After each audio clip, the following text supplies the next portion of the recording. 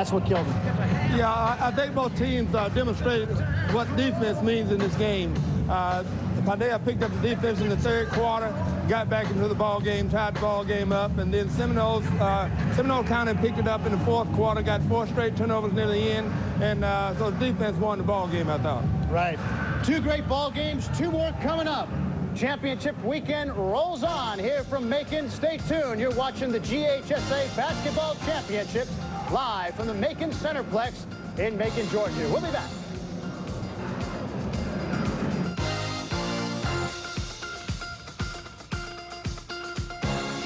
Major funding for the Georgia High School Association Basketball Championships is provided by Lowe's Home Improvement Warehouse, because Lowe's knows the importance of supporting student athletes across the state of Georgia as they pursue excellence in the classroom and on the playing court. Additional funding is provided by IBEW Local 613 and the Atlanta Electrical Joint Apprenticeship Training Center, creating careers for young adults for over 50 years. Local 613 members salute the accomplishments of all students. And by Wendy's, proud sponsor of the Wendy's High School Heisman Awards program, recognizing high school seniors for academic excellence, athletic achievement, and community service. And by Gatorade Thirst Quencher, because at Gatorade we recognize the hard work and dedication to excellence demonstrated by the schools, communities, and student athletes throughout Georgia participating in these championships. You're watching member-supported Georgia Public Television, GPTV, bringing you the best.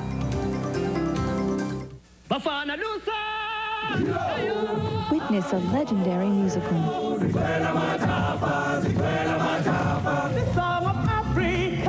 Full of memorable songs.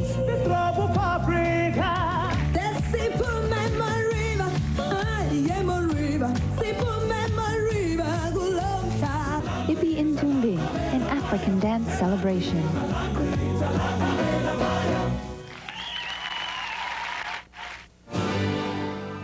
This is member-supported Georgia Public Television, a 9-station network serving all of Georgia. GPTV, bringing you the best. You're watching the GHSA Basketball Championships on GPTV. And welcome back to Championship Saturday here in Macon. 2 games in the books and a whole lot more to go. Seminole County, a winner on the boys' side, 48-46 over Paideia. And Josie, a winner over Monroe Albany, 58-47. All right, welcome back, Jim Ginocchio, along with our guest analyst, Hazel Hall from Oconee County, and Cleveland Stroud from Rockdale County. Cleveland, first of all, we'll talk the boys' game. Coming up next, a big game between Mitchell Baker and Perry. Perry checking in at 30-1 so far this season. No doubt Perry has a great basketball team, and so does Mitchell Baker. So this should be a great matchup. This should be the game of the day. The other game was really good, but this one might even be better. All right, so you're saying that. Now I have to ask the question, why do you think this is going to be the game of the day? Well, Mitchell Baker has a great press. And I noticed the other night that Perry seemed to have some problem with the press against South Forsyth. So if Coach did his stuff, he went home and worked on the press break, and I'm anxious to see what a great job he did, because he needed to work on that press break. Now, have you played against any of these teams at all? No, I haven't. No, I haven't. I happen to know both coaches, and they both do great jobs. Okay. Now, what are they telling their teams right now in the locker room? I mean, we're getting ready to play live television all across the state of Georgia, big crowd here in Macon. What are you telling your team in there? Well, you got to let them know they've had a great season. Don't put too much emphasis on winning the championship. Just go out and play and have fun and execute and let the cards fall where they may. You don't want to make your kids too tight. I have to ask you, GPTV doing the championships here live from Macon. We had the football championships on. It really is a great marriage, showing this thing statewide, live on television. It's just great. Some people from throughout the state can't get here. Others might be a little sick or shut in at the time, and this game right into their living room, and it's just great for Georgia basketball. This should have been done a long time ago, in my opinion. One thing we also don't talk about enough, and we try to as much as we can on Prep Sports Plus, is about how important academics is to go along with the athletics. And they say that kids that get involved in extracurricular activities tend to score higher in the classroom than the kids that don't. Well, in certain situations they do. Personally, I haven't been involved in a situation this year where we lost a lot of players at the semester break, and we went from having a good team to a team that just really couldn't compete. So academics are very, very important. At some point in your life, the air's going to come out of the basketball. You got to have something to fall back on. The air never comes out of education. So the guys and all the kids need to get into academics. Cleveland, last question as far as the guys are concerned, and this can actually be a girls' question too, but here it is, the last game for the seniors. What's going through the seniors' minds, and what do the seniors come to you and say when they're playing their last game, and especially being a title game? What are they saying to you? You know, I happened to be fortunate enough to play in this game a few years ago, and it's special for the seniors because you always remember about what you did your senior year.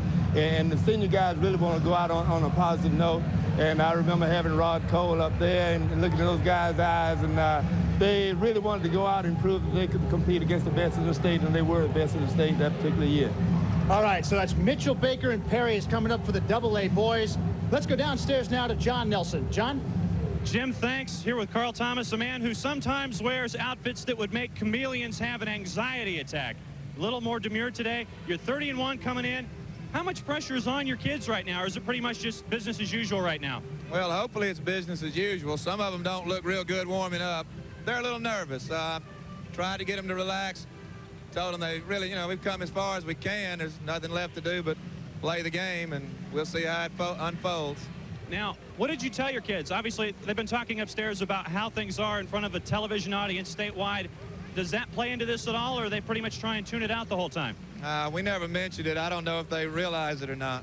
I hope they don't. And the way things have been with you this whole season, balanced attack, guards raining it down, and a very entertaining ball club.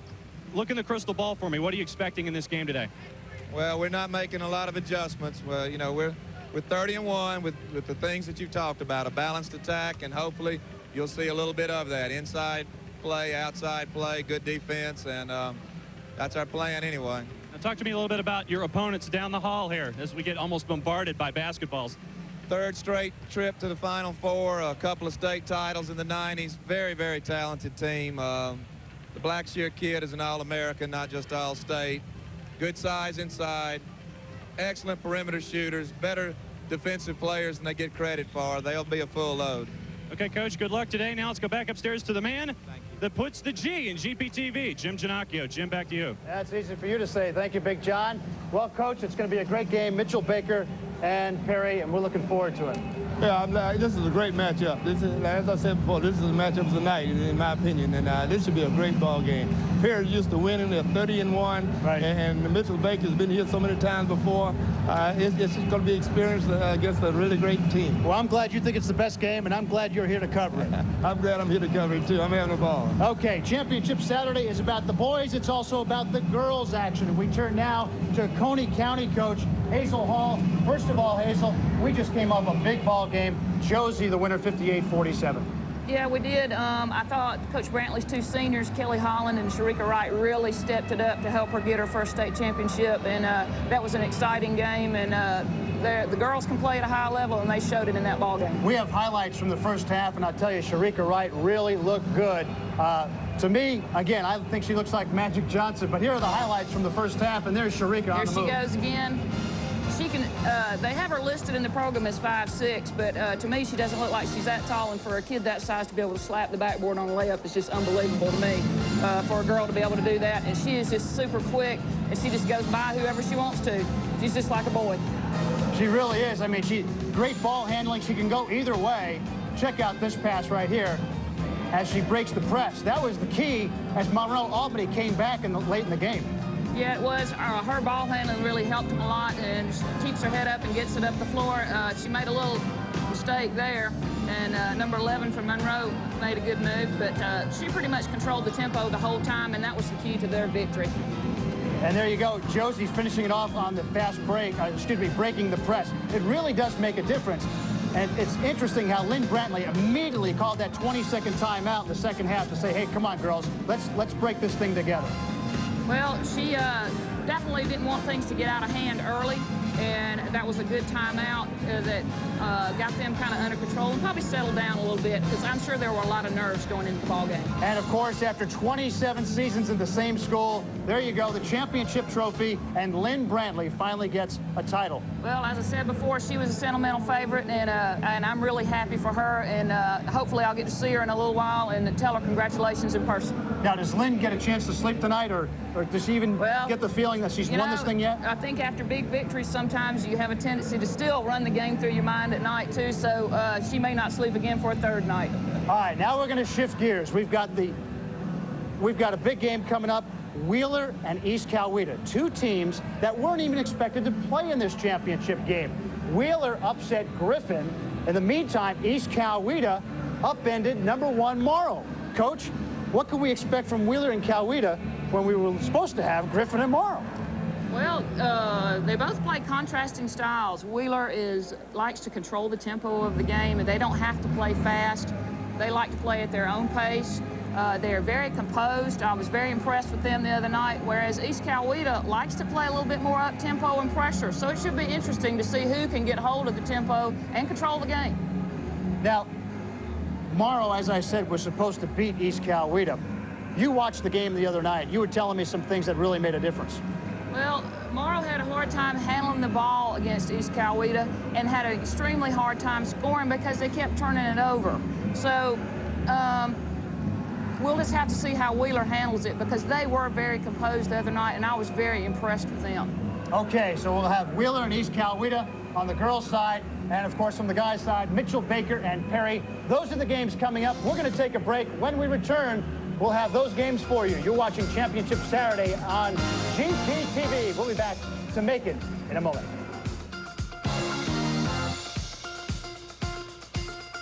Major funding for the Georgia High School Association Basketball Championships is provided by Lowe's Home Improvement Warehouse, because Lowe's knows the importance of supporting student athletes across the state of Georgia as they pursue excellence in the classroom and on the playing court. Additional funding is provided by IBEW Local 613 and the Atlanta Electrical Joint Apprenticeship Training Center, creating careers for young adults for over 50 years. Local 613 members salute the accomplishments of all students. And by Wendy's, proud sponsor of the Wendy's High School Heisman Awards program, recognizing high school seniors for academic excellence, athletic achievement, and community service. And by Gatorade Thirst Quencher, because at Gatorade we recognize the hard work and dedication to excellence demonstrated by the schools, communities, and student athletes throughout Georgia participating in these championships. You're watching member-supported Georgia Public Television, GPTV, bringing you the best. There is something going on. No, there isn't. Well, actually, yes, there is. It's the hilarious Full Monty Marathon, 3 hours of wacky, zany comedy only on GPTV. What? Monty Python's Flying Circus returns to Georgia Public Television Saturday, March 21st. Don't miss it. Visit our website at www.gpb.org. And thanks for watching GPTV. This is member-supported Georgia Public Television, a 9-station network serving all of Georgia. GPTV, bringing you the best. You're watching the GHSA Basketball Championships on GPTV. And welcome back, everybody, to the Macon Convention Center. There you see it on your screen. We are into quad A action now. It's the Lady Wildcats of Wheeler High School and the Lady Indians of East Coweta getting set to determine which of these unranked teams will go on to win the quad A state championship. Charles, first game in which Lynn Brantley won her first ever title. And we'll shift now to these ladies in the quad A. Who's going to take it this afternoon in this division? It's Krista Kilburn, the head coach of the Lady Wildcats, and Paula Jones, the head coach of the Lady Indians of East Coweta, each going for their first state championship. And it should be a good ball game. Both of these teams kind of came out of relative obscurity to come to this final ball game today. Well, you know what? We just had a look at Coach Krista Kilburn. There she is in the brown right there. Dapperly dressed, I might add.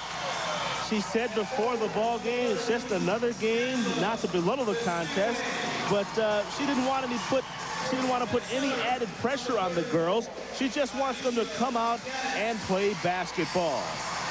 And we had a chance to talk a little bit before we hit air about this Lady Wildcat squad in terms of just how impressed we were with them overall, as some of them being introduced now here in the pavilion. This is a team that had a really rugged start at the beginning of the season, only going 3 of 6 in the early part of the season, but they turned that around, and at the latter half, they've won 20 of their last 22 contests. All of that from a team that maintains, and this is very important, a GPA of 3.1 or better on that whole squad.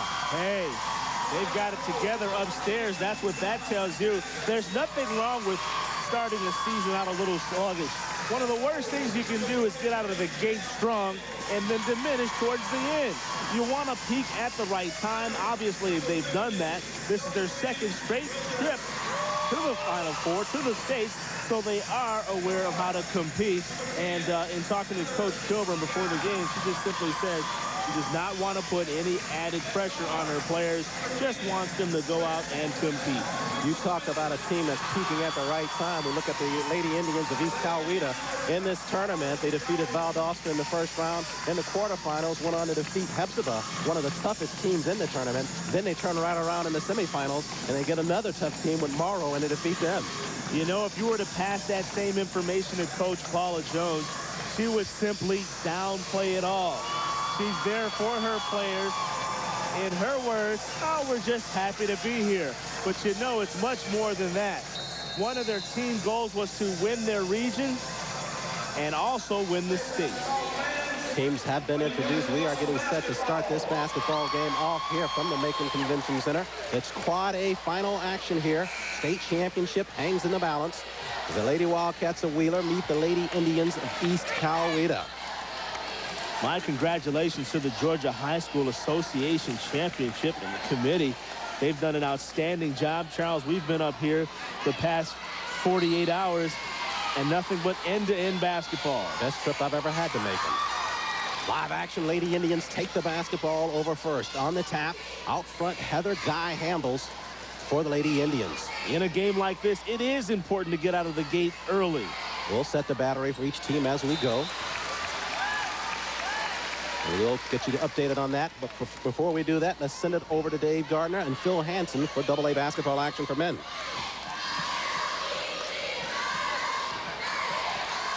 Here we are in the Class AA Boys State Championship.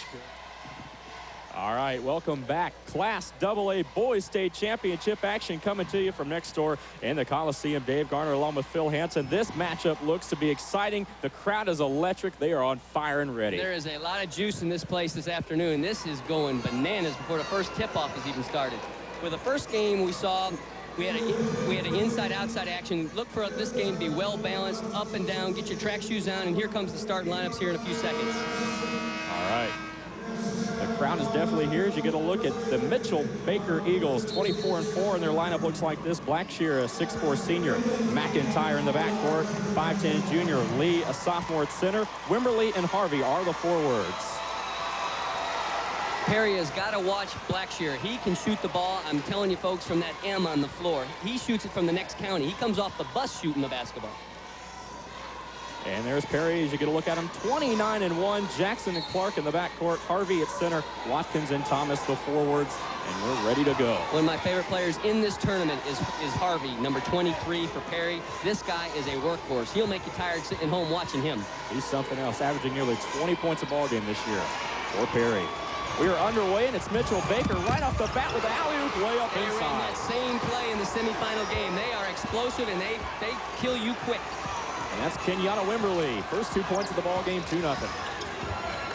Perry tries to answer back on the other end. Knocked away, and it's the Eagles once again running with the numbers. Oh, a little high there. There again on the offensive end for Perry. You cannot throw that pass into the post, an air pass, because too many hands can get on it. You got to take up and down and give him a nice bounce pass in there. The post guy can see that pass longer, and that your chances of completion are better. And so now Perry will inbound the basketball. Perry, of course, winners over Here they South come with the side. trap. Good job by Perry stepping right behind the trap, attacking it right away. They will run. Couldn't quite put that down, though, and Eagles with the rebound. But I like the mental attitude there. You're going to trap us, fine. We're going to attack you if you trap us. That's the way you have to attack a trap. From three-point land, it's good. I'm telling you, this guy's a shooter. Ronald Blackshear, a 6'4" senior, makes it 5-0 Eagles. Nice pass. Oh, underneath. He had too much time. You're going to say, what do you mean he had too much time? He caught the ball, and he just wasn't ready for the ball. He had too much time. It was a great pass. Now back on the other end. Nice kick out. Blackshear for three. That's Wimberly. Check that. The 6'2" senior, Kenyatta Wimberly. And it's an 8-0 game, and we got a timeout already. Carl Thomas wants to talk about it. Mitchell Baker is going for the knockout. Let's go to the girls' game. And welcome back to the Convention Center. Quad A girls action here at the line after a nice move. Kiki Kendrick going to the line for the Lady Wildcats to possibly convert on a three-point play. Nice move inside the paint by Kendrick. Got free, got the lay-in. She's at the line now. Kiki Special K Kendrick. She has all 4 of the Wheeler Lady Wildcat points, looking for her 5th. She does not convert. Missed that shot. Render clears it out for the Lady Indians. Up the floor she goes, left side to Hill. Hutchison back on defense, got a hand in there. Basketball tapped around, and the basketball belongs to the Lady Wildcats. That is another turnover, and the story thus far, East Coweta has turned the basketball over twice. Wheeler has not. Backcourt pressure by the Lady Indians. Hutchison across the timeline with the pass over to the Siwa. The sweet Siwa down to Williams, back up top to Hutchinson. 5:20 left in this first period of basketball.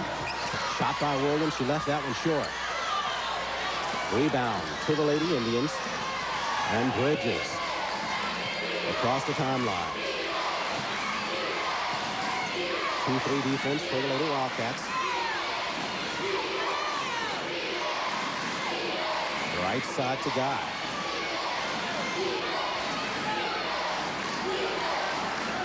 Guy over to Hill. They're trying to dump it down low if they can. Back up top to Bridges instead.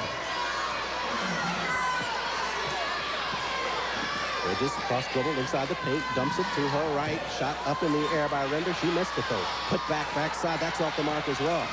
Hutchinson gives chase, saves it for the Lady Wildcats. Let's go. All right. Coach Kilburn wants them to run the offense, so they're going to work it around. The right side they go to Williams. Down in the corner they go. With the pass to Martin. Back up top to Hutchinson for three. She missed it. Chase down.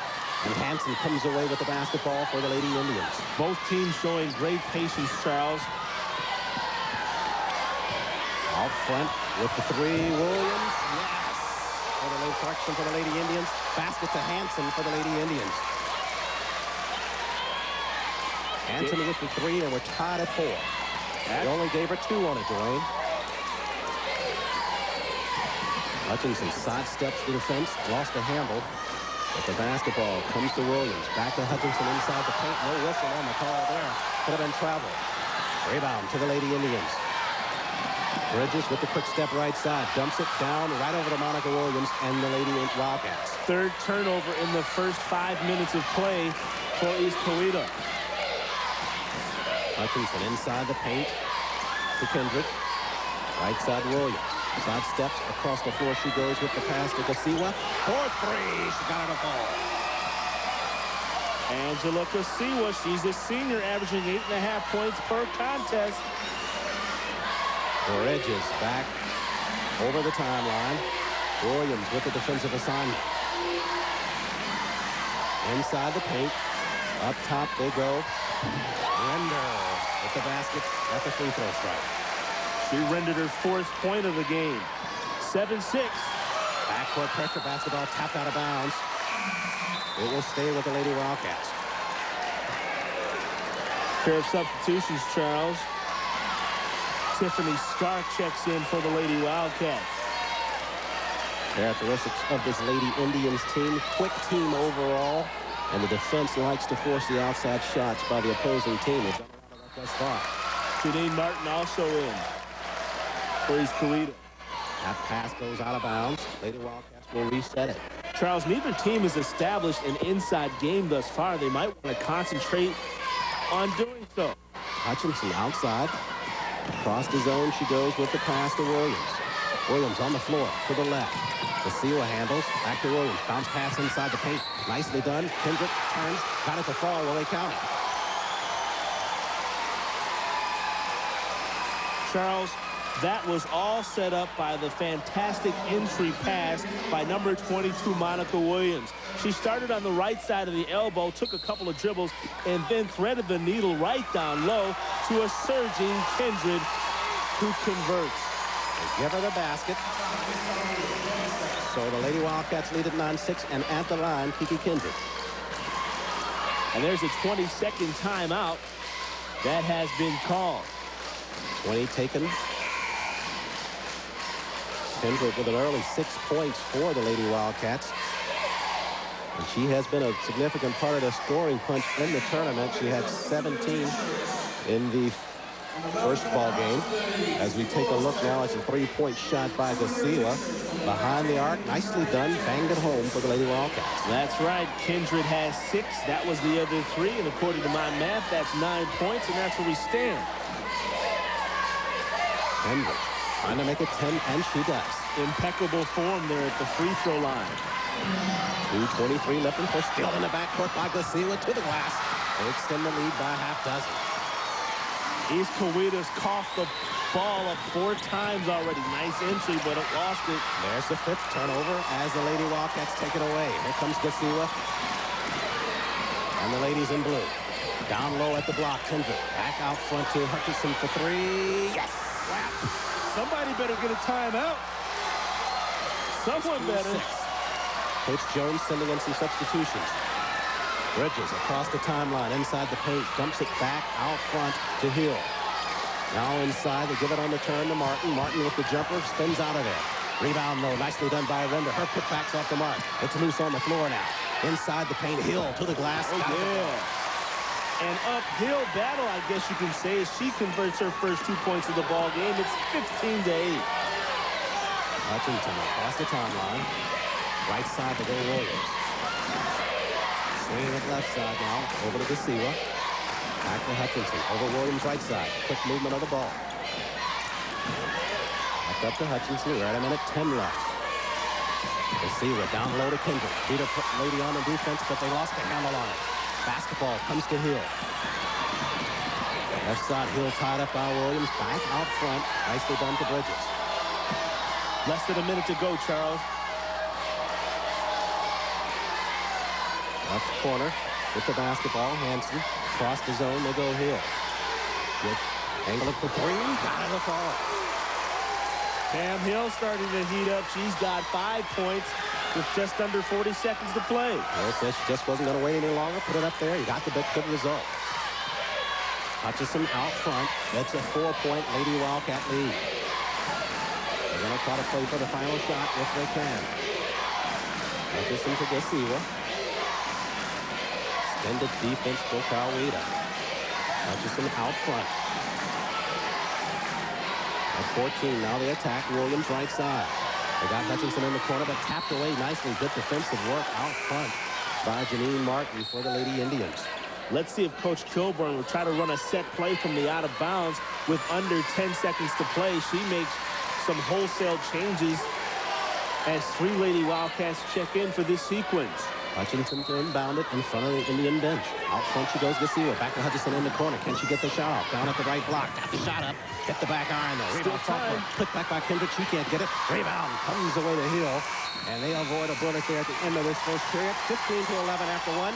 Let's send you over now to Dave Gardner and Phil Hansen for AA Boys basketball action. All right, welcome back to the Class AA Boys State Championship. Since we last left you, there was Perry going on an 8-0 run, and that tied things up briefly. Now it's 14-10. Mitchell Baker has jumped back out to a 4-point lead. What we have here, Dave, is a classic heavyweight fight. Mitchell Baker came out right off the get-go and tried for the initial knockout. Perry regrouped, took a step back, read the defense, and now here they're coming out strong. They're doing a great job speeding Mitchell Baker up in the half-court set. They're coming at him, running at him, making him speed their offense up, taking a quick shot, which is not really a bad shot, but it's not the shot that I know the coach really wants them to take. Now, when Mitchell Baker putting on the press, they're throwing over the top of that press, and that's becoming very effective. There's a shot from the outside, and that is number 20 for Mitchell Baker, Jonas Johnson. Even though Johnson made that little running jump shot, that's the shot that Perry would like them to shoot, a running jump or a low percentage shot. Well, right there we have a turnover. We had a turnover there. What happened there, that's really not Clark's fault. With the off guard has got to stay even or below him, because if the pressure comes, then he can make that pass easier. A little shot from the outside, hit this time by Larry Thompson. He's a scorer. There you get a look at Coach Carl Thomas in his 10th year. They got to come back and help him on that press. Actually, these teams are like track teams running all the way. That time, number 21, Dante Holmes, took it all the way. You got to stop the basketball. This game has been back and forth. The crowd has been going off. We've had a couple dunks. It's been exciting here in the early part of the ball game. 1 minute remaining in the opening quarter. 18-12, Mitchell Baker on top. A nice dish inside. Can't put it down. And battling inside, trying to put it in there, and a nice tip in. Pinkins is tough. He is a tough bruiser. Dondriel Pinkins, a 6'2 sophomore. Nice pass. Perry back on the other end. Outside, team still seem a little tight here. They've got a foul. You never want to jump the pass. You want to stay on the ground, jump stop, land on your heels, make the pass, step to the direction you pass the basketball. Perry, I really like, Dave, the way Perry is attacking the Mitchell Baker pressure. They're going right at him. They're not saying, oh gosh, we're getting pressed. No, they're taking it right to him. Oscar Harvey, a 6'3 sophomore, back into the game for Mitchell Baker. Threw down a big dunk a while ago. Got the crowd going. Perry is with the basketball now, though. Get inside. Little 2-3 zone. From the rim there, taken by Here they go. Who wants to run. Here we go. Yeah! Transition defense has got to be a key for Perry. Larry Thompson with a major put down, and it's 22-12. Mitchell Baker up by 10. Right now, Perry is making this trap a little better than it really is. Granted, now they're coming at you pretty strong, but now instead of running away from the basketball, they've got to step into the window of that trap. When the two guys go to trap, I guess it was Carter on the side there, step inside that trap. Here comes this pickoff. He's taking it right to the basket, anticipated well on defense, and finished it. That's how you got to play. If you want to play at the next level, you have got to finish from the foul line and down. Final 13 seconds, winding away, near still in the backcourt. Perry playing with it. Under 10 seconds. Harvey with the jumper. A little too strong there. He's a little too juiced up. 2 seconds remaining in the ball game, out of bounds. And that's it for the first quarter of play. 22-12, Mitchell Baker on top. Let's take a timeout. We'll be right back on Championship Saturday.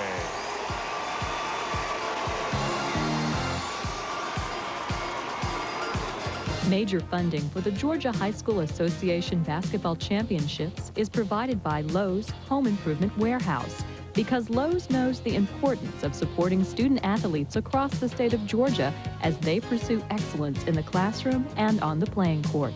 Additional funding is provided by IBEW Local 613 and the Atlanta Electrical Joint Apprenticeship Training Center, creating careers for young adults for over 50 years. Local 613 members salute the accomplishments of all students.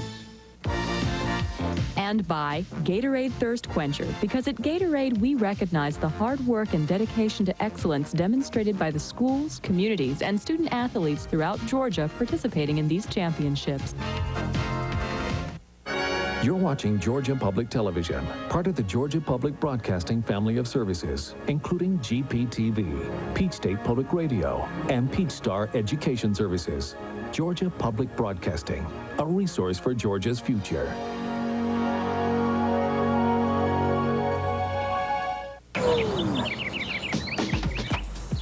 What a way to start the day. The economy's up. Taxes are down. My horoscope? Tall, dark, and handsome. Hello. Build here, Chief. Can you say bonus? Can you say convertible? The Atlanta Journal-Constitution. You'll know when you read the paper. I can't wait until tomorrow. This is member-supported Georgia Public Television, a 9-station network serving all of Georgia. GPTV, bringing you the best.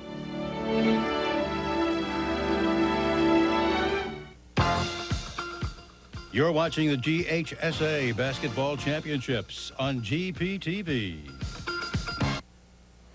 Welcome back to Championship Saturday. There you get a look at the score after the first quarter of play in the AA Boys Championship. Mitchell Baker up 22-12, and let's take a look at some first quarter highlights.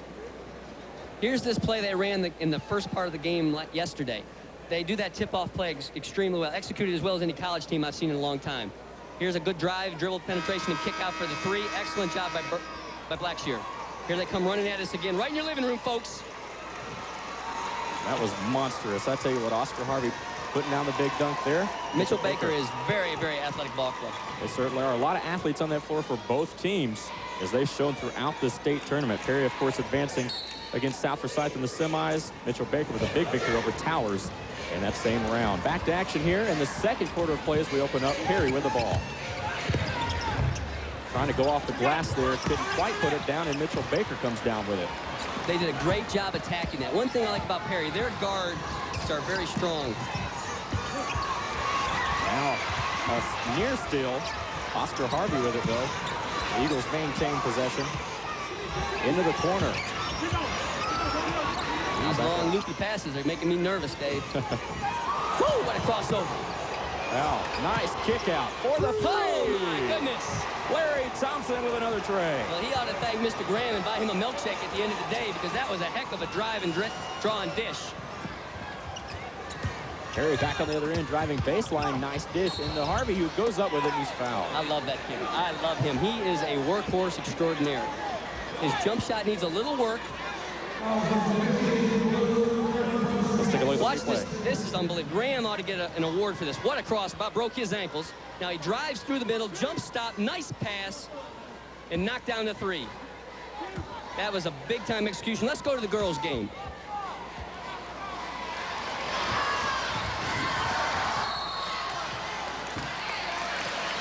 And we are back live here in the Macon Convention Center. 4:22 left in the second period. It's the Lady Wildcats 21 and the Lady Indians 13. 3-second violation called against the Lady Wildcats. Basketball going to the Lady Indians. Off of the floor, Render comes to the Lady Indian bench as they inbound it. Bridges trying to do it. Now they get it in.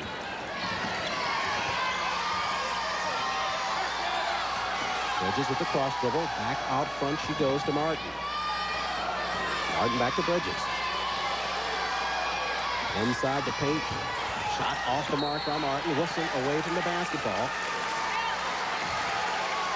And we have an offensive foul call. Looks like it's going to go against Pam Hill there, Dwayne. Pam Hill tried to catch the offensive board, but climbed upon a Wildcat, a Lady Wildcat defender. Thus she was nailed for the foul. To sort of repaint the picture for you folks at home, it's been all Kiki Kindred for the Lady Wildcats. She has 7 points, and Angela Garcia, who has launched 3 threes and has converted on 3. There's Garcia with the basketball in the left corner. Across the zone, they go with the pass to Tina Brown. Up to Hutchinson. Back to Brown, right side. Side steps to the defense, tries to dump it inside.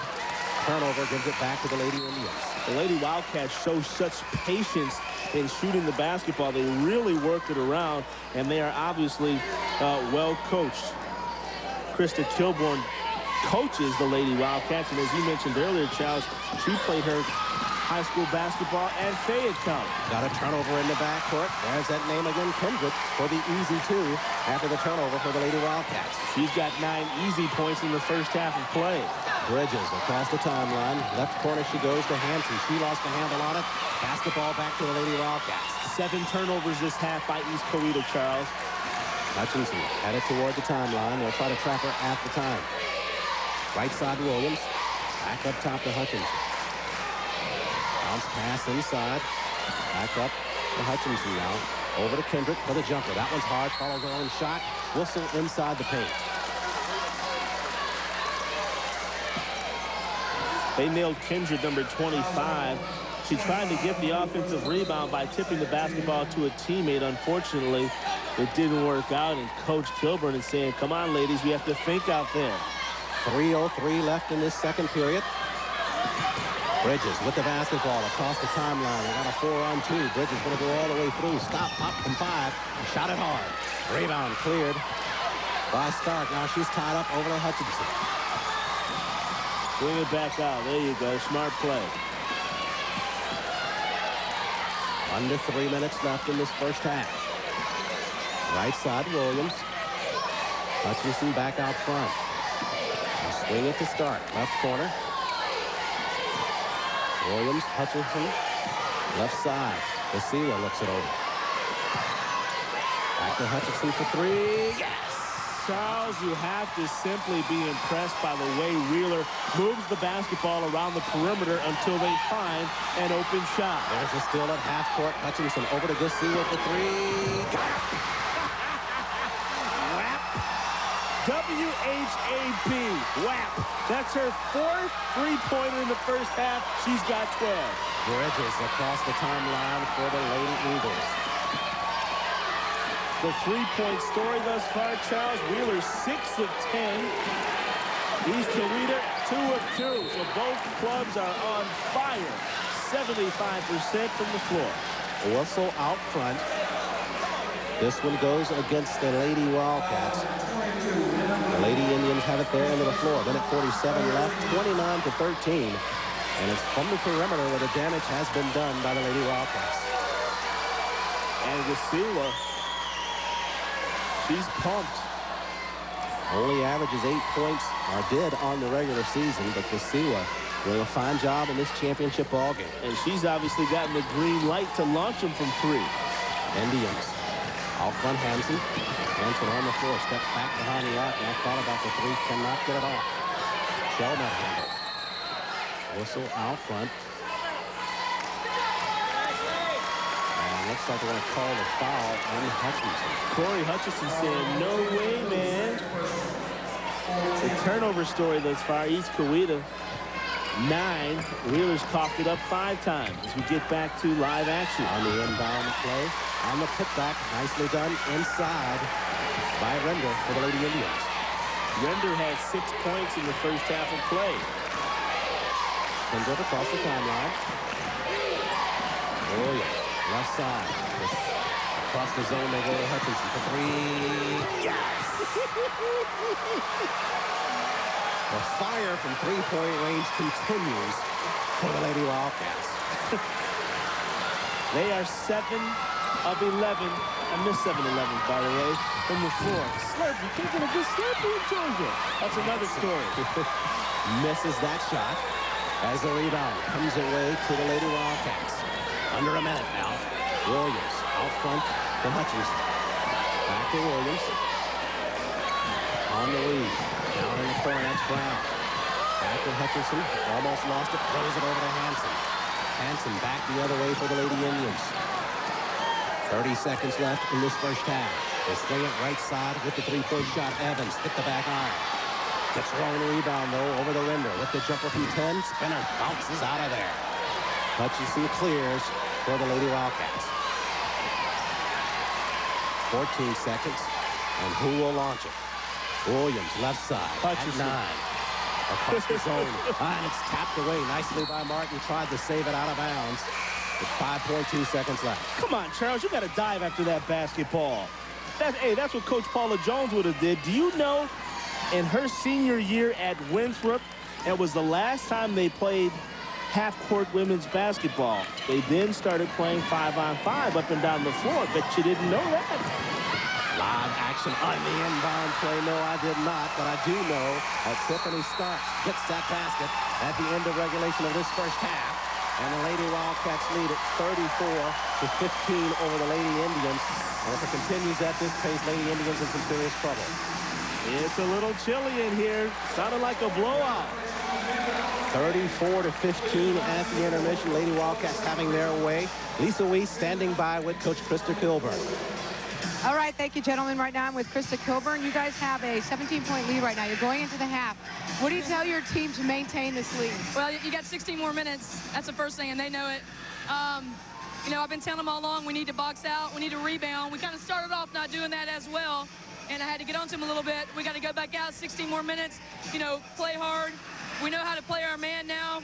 You know, we know what their strengths and weaknesses are, and we just need to box out and play 16 more minutes of basketball. All right. It's real important to. Good luck. We won't be too high in that locker room. We got to come back out here. Okay. Thank you. Thanks. Gentlemen, back to you. Thanks a bunch, Lisa. We will step aside at the intermission. 34-15. Back with the second half after this.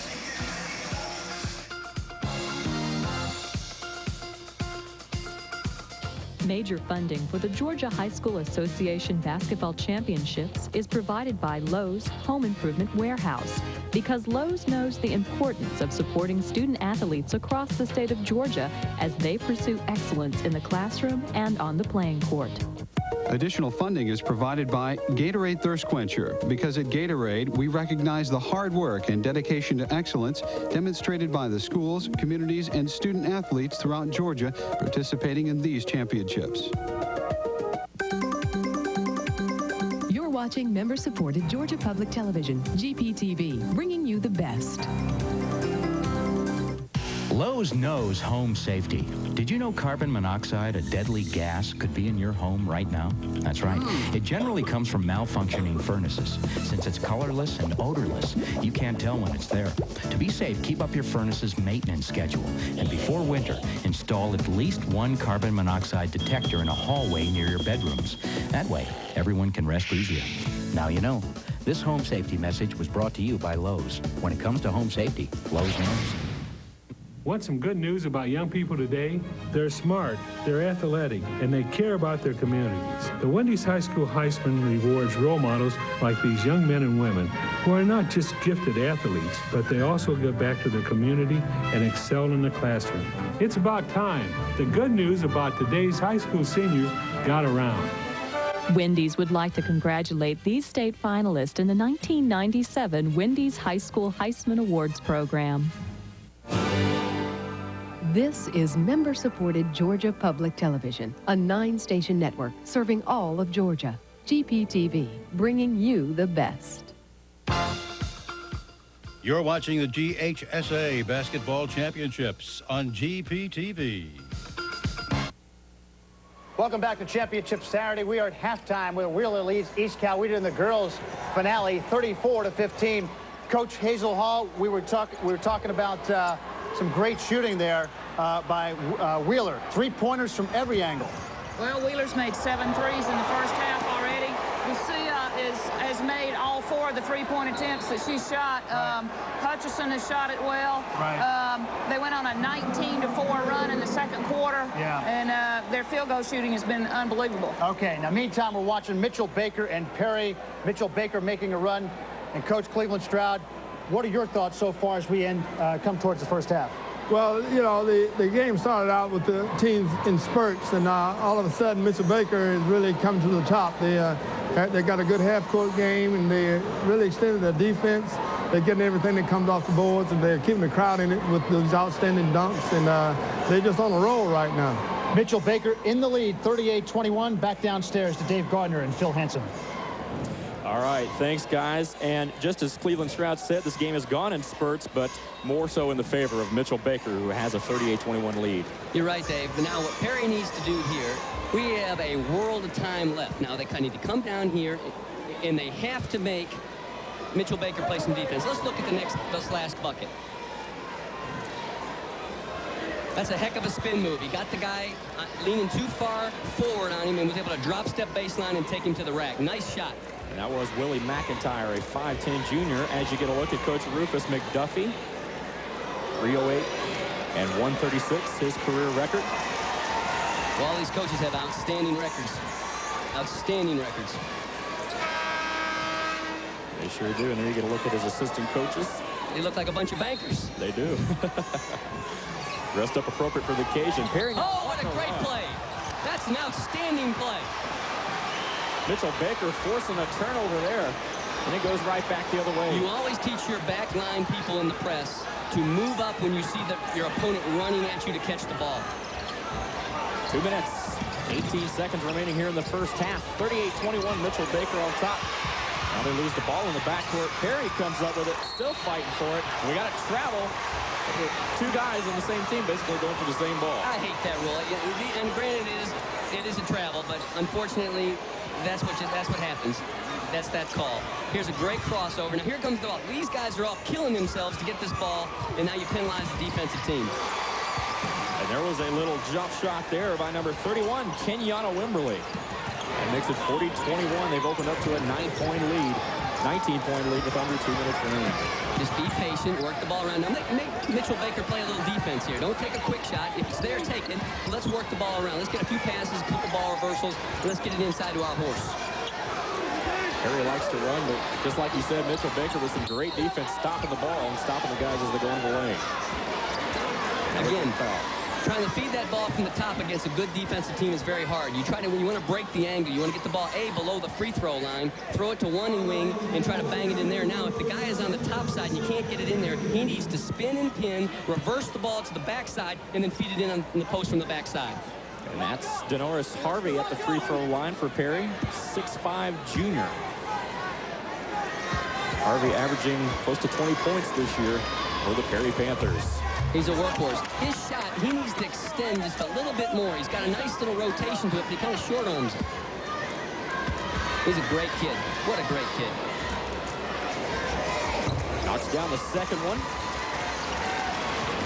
It's 40-22. Well, I tell you, Mitchell Baker just keeps running at you like looking at a point of a gun. They sure do. Both these teams run about as much as the 1990 UNLV running Rebel team. I tell you what, they're going back and forth. Got a whistle. They've off the basket, too, and back the other way. Wait, a moving screen. When you set the screen offensively, you must be set. You cannot be moving into that defensive man like a football player. You got to be set, and then you want to set your back in a position. Here, let's look at this here. Here comes the double team. Now they got to step in the middle of that double team. Now here he comes. Here comes the screen. See how he stepped in? You can't do that. And now the screener has to have his back in a position where you want the cutter to come off. And so that will put Perry at the line.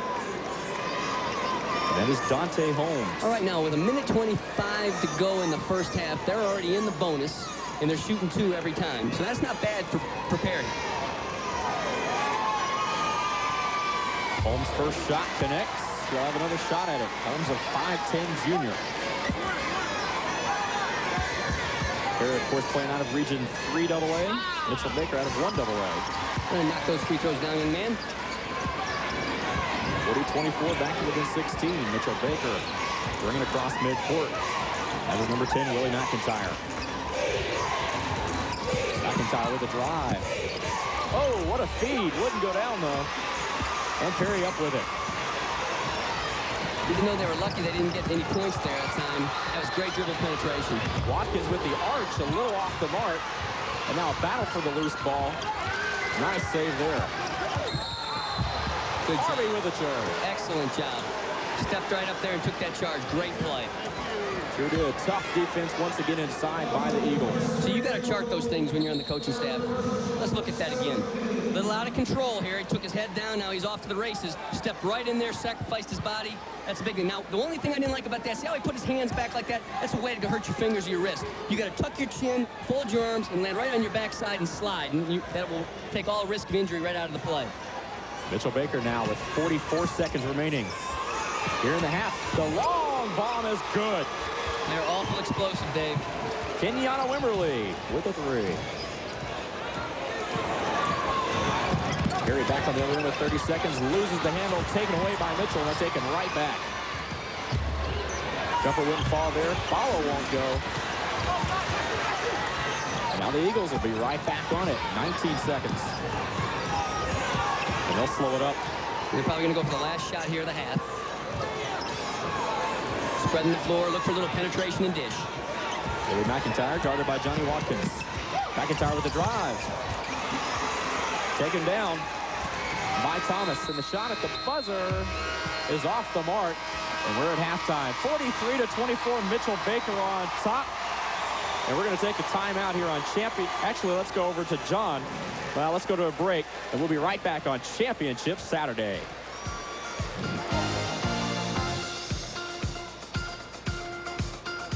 Major funding for the Georgia High School Association Basketball Championships is provided by Lowe's Home Improvement Warehouse, because Lowe's knows the importance of supporting student athletes across the state of Georgia as they pursue excellence in the classroom and on the playing court. Additional funding is provided by IBEW Local 613 and the Atlanta Electrical Joint Apprenticeship Training Center, creating careers for young adults for over 50 years.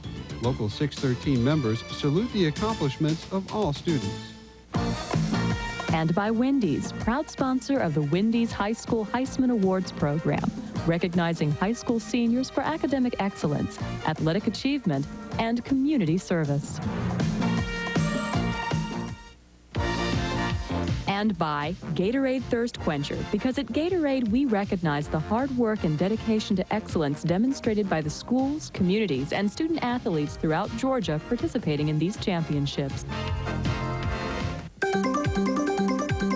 You're watching member-supported Georgia Public Television, GPTV, bringing you the best.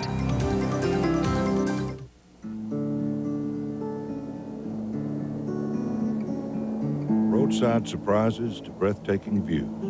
Discover the fascinating people, hidden treasures, and historic sights that await you when you travel the back roads of Georgia. I'm Larry John Wilson. Join me for a trip off the beaten path and a look at some of Georgia's best-kept secrets on Georgia's Back Roads.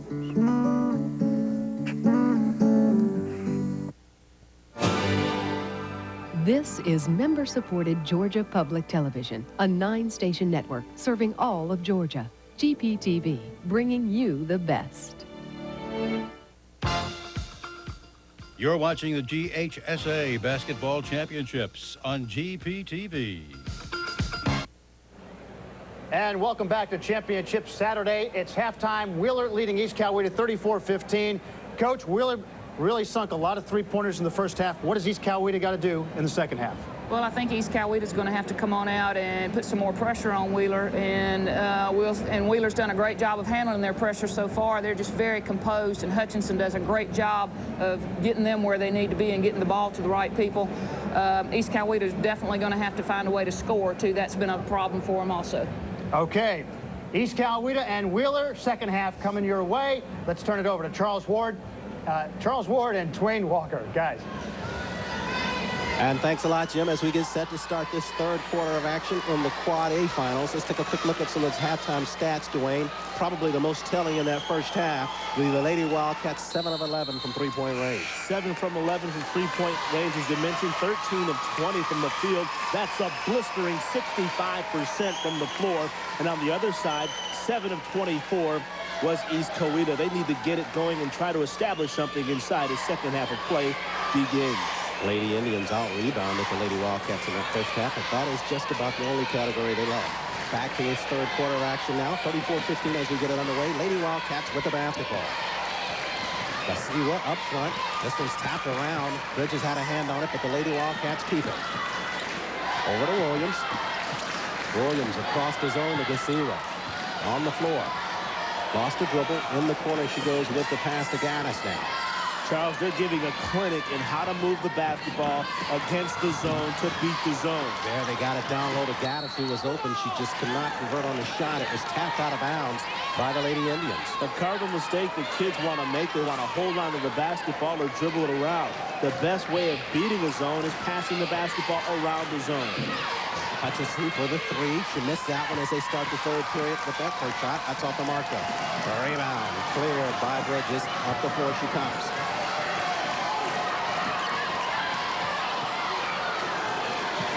2-3 defense for the Lady Wildcats. Left side. Got it with the basketball. Over to Rendell. On the weave up top. That's Hanson. Hendrick on the defensive assignment. Did you say on the weave? Throwback to the 70s. I'm thinking the hairstyle. I'm like, what's he talking about? It looks kind of like a weave, and it actually plays itself out on the floor. The rebound to the Lady Wildcats. Williams handles right side. Under 7 minutes left in the third.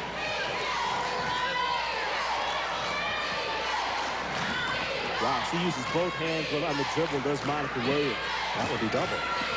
Williams head fakes over to Hutchinson. 3 for 3. Hit the back iron. 0-2 starting his third period from the three-point arc. Rebound cleared by the Lady Indians. Hill handles left side. They will not dump the basketball down inside. I don't know why. They need to establish something. Guy took the three there. She missed it. Rebound came away to the Lady Wildcats. Yep. Hutchison across the timeline. Across the zone, Gasila for three. She's still on fire.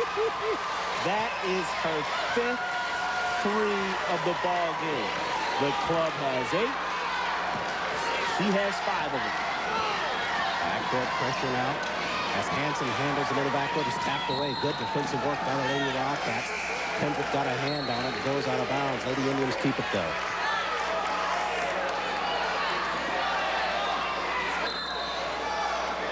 Substitution for the Lady Indians.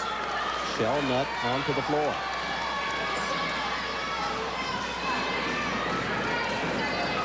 Bridges to handle. 37-15. Lady Wildcats with a commanding lead.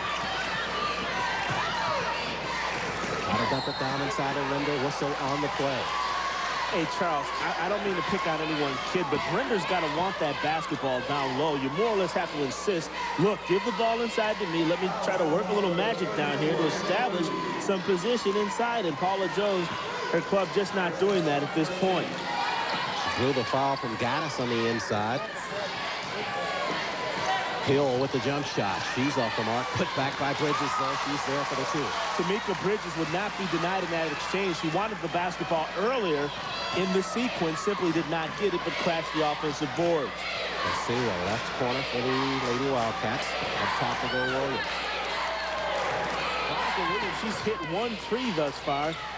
She's deadly from there as she launches one up, and they call her money. You talked about it, and there she is. Williams with the triple. Man, hey, look, I just want to share information with you and the people. That's why you're here. Only for that reason. 40-17 after the triple from Williams. The powers of the people, Charles. We're on Georgia Public Television. You can't stop us. Out front, Selbeck penetrates. Dumps it in with the shot. That was off the mark, though. Had to change it in midair. Whistle inside the paint. Shellnut will be going to the line for the Lady Indians. That whack went to number 34. Aisha Gaddis. That's her 2nd personal foul, the 6'1" junior center. Gaddis off the floor. Placed in the lineup by Tiffany Stark. Susie Shellnut connects on the first from the line. And we're going to look at that little replay there. 2nd attempt is money. 40-19. Lady Wildcats lead and the basketball. Left side. Pass to Gasila. Hutchinson up top. Back to Hutchinson. 3 for 3. No, that one's back on. She's 0 of 3. Rebound cleared by Rinder in the second half. From the three-point arc. As Rinder penetrated all the way through. Correction Bridges did. And she was fouled on the turn the basketball over. Basketball goes to the Lady Wildcats. She traveled. Pam Hill on the travel. Hutchinson gives it up to Williams in the front court. Left corner, Gasila. Down low, they get it to Kendrick. Back up top, Williams. Left side, back to Kendrick. On the floor, inside the paint. Shots off the mark. Fights for a just too strong. Whistle on the play as well. They're going to call the foul down low, but number 25, Kiki Special K. Kendrick, she's just got too much muscle down there. I don't know how to say it any simpler. Into the ball game, Tamika Bridges, as well as Janine Martin. Watch the... If they're coming, Ashley Martin, go ahead. Watch the strength on the rebound and the putback. Of course, they didn't count the bucket. The foul occurred on the floor beforehand. Kendrick is gone down low. They inbound it to Williams. In the corner, Gasila. 1, 2, 3, 4, 5, 6 threes. 18. All of her points from beyond the three-point arc. Regis tries to dump it inside. Guess who's there? Gasila with the turnover. Up the floor she goes, Kendrick. Kendrick right side to the glass. She missed the shot. Goes to the surface. And she will be going to the line to shoot it for the Lady Wildcats. Let's step aside now. Take you over to Phil Gardner and Phil Hansen for some AA boys basketball. Thanks, guys. We're here at the Class AA Boys State Championship. We're at halftime, getting ready to tip off the third quarter. Let's take a look at a few of the first half highlights. Here again, we're going to show that tip play. He jumps up, tips it to his partner on the right side. The guy on the backside breaks. One dribble, throw it up in the air, go get it, put it in the basket. It's a super job. The ball never touched the floor at one time on the dribble. Here's a great drive, draw, throw out for the three, got his feet straight, knock it down. Drive, draw, and dish, skip it opposite. Here's a pass ahead, again, come right in your living room with that jump shot, with that dunk. Here's a good now, he broke him down in the dribble, kicked it opposite. That is a big-time play at any level, and hits the three. Let's go, we're soon gonna go to the interview with Coach McDuffie on the floor. Okay, here with head coach Mitchell Baker, Rufus McDuffie. Coach, you pretty much were able to do what you wanted to at will first half. Well, we played pretty well. Our defense hurt them some, and their defense hurt us some, but they're not going to quit. They're going to come back in the second half and play hard. 19-point lead. What'd you tell the kids at half to try and keep them on an even keel? We got to forget about that half because Perry's got a good ball club, and they will never quit. They're going to play hard. Now, you pretty much, with the pressing and the trapping, you also got some points. Nice balanced attack on offense. Well, normally that's how we are. We always have a balanced attack. All right. Thanks a lot, Coach. Good luck. Rufus McDuffie, head coach of Mitchell Baker. He's up by 19 right here at the break, heading into the third quarter. All right, thanks, John. As we open the third quarter play, big basket there by Mitchell Baker, 45-24. And the Eagles start right off the bat here in the second half. Here they come up with that press. They're going to trap you to death. Now, the first 5 minutes of this second half is imperative. You can't get the whole lead back at once. You've got to chip away at it, chip away, chip away, chip away. Now, but defensively, this is what you can control. This is like water. It finds a level. You can stop them on your end and then go down and score. Now Perry with the basketball. Of course, Coach Rufus McDuffie with 2 state championships, looking for a third one here. And his team definitely in position to take that this afternoon. They're running that 2-3 zone, sliding on every pass. That's Watkins. Now inside. Looking for the little jumper. A little short. The follow. Oh, Watkins couldn't quite put it down, and the Eagles will pull it out of there. See what he tried to do? He tried to avoid the contact. Heck with the contact. Go right up through him and get the three-point play. Now the Eagles back on the other end. Up top. Working it, the jumper. It's good. Mitchell Nice Baker shot. runs that pick and roll pop for the screener very well. And that's Ronald Blackshear, a 6'4" senior for Mitchell Baker, averaging about 20 points a ball game. Nice pass. What a pass. He's got a foul and near block, but I believe they're going to call for the body. Watkins set that whole play up. Let's look at this pass again. He comes down, draws the defender, jump stops, zips it right down there to Norris, and then he goes up strong. To Norris. Here's the previous. Here comes the screen and roll. Here's the pick. He comes off the screen earlier, and then he squares his feet, squares his shoulders, knocks down the jumper. And Denoris Harvey knocks down his first attempt there. And we're going to go ahead and leave this ball game momentarily and take you back to the Quad A girls. Wynn and Charles, take it away. Well, they will inbound it. Kendrick to inbound it for the Lady Wildcats. Does so to the Gasila, who's on fire. She tried to throw it in the corner to Hutchinson. It was tapped, out of bounds. Lady Wildcats reset.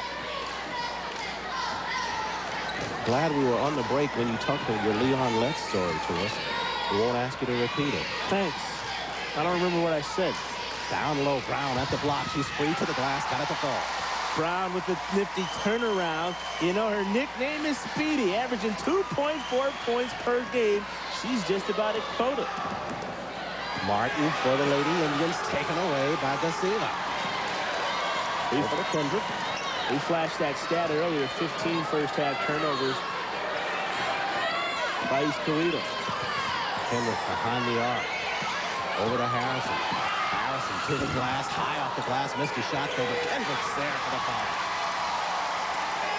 Absolutely everything going right for the Lady Wildcats. I don't want to say it's over, but it's 52-19 with under 50 seconds to play in the third quarter. Shelnut right side to Hansen. Hansen tied up, down in the corner, she dumps it Render. Render for three. Now gets it back at it.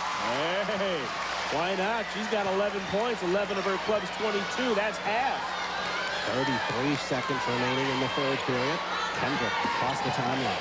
What's so impressive about this, and this is really the stamp of Coach Kilburn, when the Lady Wildcats come back down the floor, watch their intensity on the defensive end, even though they have a 30-point lead. There's Hutchinson to the drive, whistle on the play. They get her for the push-off. She was out of control, and there's going to be a pair of substitutions here. Coming in for the Lady Indians, it's Bridges back onto the floor. Morgan Ottens joins her. Amanda Ocampo checks in, a 5'5" sophomore, in for the Lady Wildcats. Hutchinson and Gasiwa take seats. 10 seconds left in the third. Bridges cross dribble inside the paint, dumps it down nicely. Good pass. Missed shot though. Follow up with the rebound. Ottens gets to 2 for the Lady Indians. And that ends the third period of action. After 3, it's a 52-24 lead for the Lady Wildcats. Back with the fourth and final quarter after this. The Georgia High School Association Basketball Championships is provided by Lowe's Home Improvement Warehouse, because Lowe's knows the importance of supporting student athletes across the state of Georgia as they pursue excellence in the classroom and on the playing court. Additional funding is provided by IBEW Local 613 and the Atlanta Electrical Joint Apprenticeship Training Center, creating careers for young adults for over 50 years.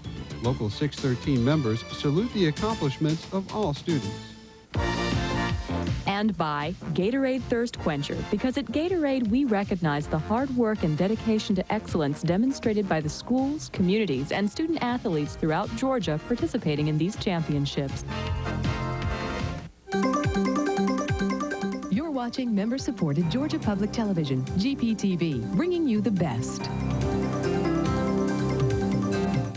Lowe's knows home safety. Did you know carbon monoxide, a deadly gas, could be in your home right now? That's right. It generally comes from malfunctioning furnaces. Since it's colorless and odorless, you can't tell when it's there. To be safe, keep up your furnace's maintenance schedule. And before winter, install at least one carbon monoxide detector in a hallway near your bedrooms. That way, everyone can rest easier. Now you know. This home safety message was brought to you by Lowe's. When it comes to home safety, Lowe's knows. This is member-supported GPTV, a 9-station network serving all of Georgia. GPTV, bringing you the best.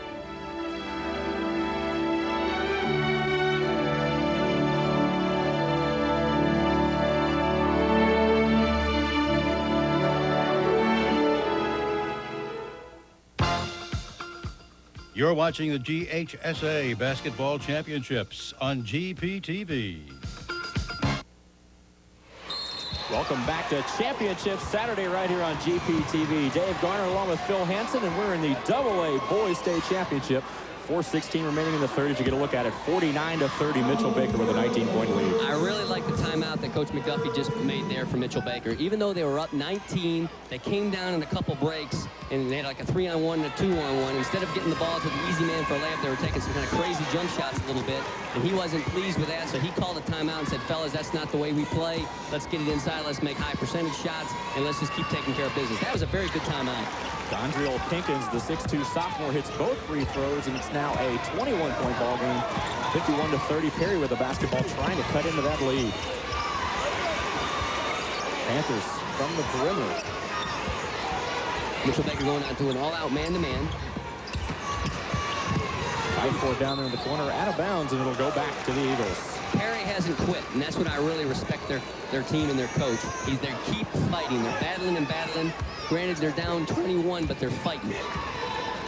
Anything can happen. Still plenty of time in this ball game.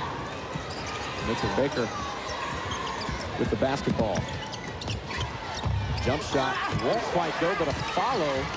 And finally a tip in by Pinkins. He's a muscle, he's a bruiser. And then they come off the bench with Gabriel Lee. Are you kidding me? Are you kidding me, Dave? That guy's a sophomore? Holy smokes. They've got a fairly young ball team. Only 2 seniors on the squad. I'd look for seeing these guys back in deep into the playoffs again next year. They are loaded. Very talented balls club. Perry, meanwhile, will lose 5 seniors off of their team, but should still return a pretty solid team under Carl Thomas. There you get a look at number 12, Johnny Watkins, 5'11" junior. He's at the line. He's going to come in there and give him a little offensive punch. He's a nice little three-point shooter. He's going to get him kind of steady him down on the perimeter a little bit. 3 points, 2 assists, make it 4 points after that free throw. And now we got a player substitution into the ball game. Antonio Graham for Mitchell Baker. I love this little guy. This guy is exciting. There you get a look at Coach Carl Thomas. 10 years as head coach at Perry. I love these coaches. They do an exceptional job. So Watkins makes good on both. Another substitution now is number 10, Willie McIntyre checks back into the ball game. Mitchell Baker reminds me of Duke University. Every time they're subbing a guy out, it looks like the same guy they're putting in that they just took out. The depth is incredible. And Yana Wimberly takes a seat on the bench. All out of bounds. Well, you know, I wouldn't say, why'd that guy make that pass? Well, when Graham took him all the way down to the baseline, he didn't give him any room to make the pass. So that's really the receiver's fault on that instead of the man who was throwing in the ball. Thomas inbounds it to Watkins. There's a back out, a near steal. Now inside. Watkins with a pump fake, gets it slapped away. He has beautiful timing. Lee has beautiful timing. Whew. Number 15, Gabriel Lee. 6'8" sophomore. He's a young guy. He's got arms as long as a spider. They will look to inbound once again. Nice ball player. That's Chris Ashbury, number 20. Nice cut. Nice cut. Travel, though, inside the lane. Perry does a nice job against that 2-3 of flashing into the open areas of the zone. A lot of guys say, well, just send the cutter through. But no, they're flashing to an open area. He does a real nice job of that. And now a blocking foul on Dante Holmes. Baker once again will inbound. Perry's got to guard the inside position. There's no basket cuts, no ball side cuts. It's the 4th team foul for Perry. Perry with a little bit of pressure in the backcourt. And the turnover. Knocked away, but a nice pass. 4-3. Too strong. Getting a little wild. All over the floor. There's number 3 for Mitchell Baker. Antonio Graham with the basketball. Spins, puts it up short. Gabriel Lee is fouled underneath. It might have been a pass. That might have been a pass. There again, Gabriel Lee had the presence of mind to see that shot was coming up short, went and got it, put it back up, and got fouled. He has a very nice instinct, nice feel for the game. There you get a look at him. Gabriel Lee at the line. 53-32 our score with 2:35 remaining in the 3rd quarter of play. We're in the Macon Coliseum. Dave, he's only a sophomore. I know, but unbelievable too. Can't believe he's 6'8". Man, a sophomore. You gotta imagine he's probably going to grow a couple more inches too. And fill out a little bit, get him a couple sandwiches. He's going to be fine. There you see he's got 4 points tonight, 4 rebounds and 2 blocks. Misses on the attempt there. Got a whistle underneath once again. Game's getting a little sloppy here. Mitchell Baker, of course, winning the state championship back in 90-91 under Coach Rufus Porter. They come so close every time. Past few years they've made it this far, but haven't quite been able to come up with it. Nice pass. Nice cut to the basket. See, that's the 2 things. That was a great dribble drive by Reggie Clark, but a great cut by Denorius Harvey. And now a turnover to go right back to Perry. All right now, like I said, you can't get it all back at once if you keep chipping at it, but on the defensive end is where you got to be strong. Harvey, once again, a 6'5" junior. Plays with a lot of emotion out there on the floor.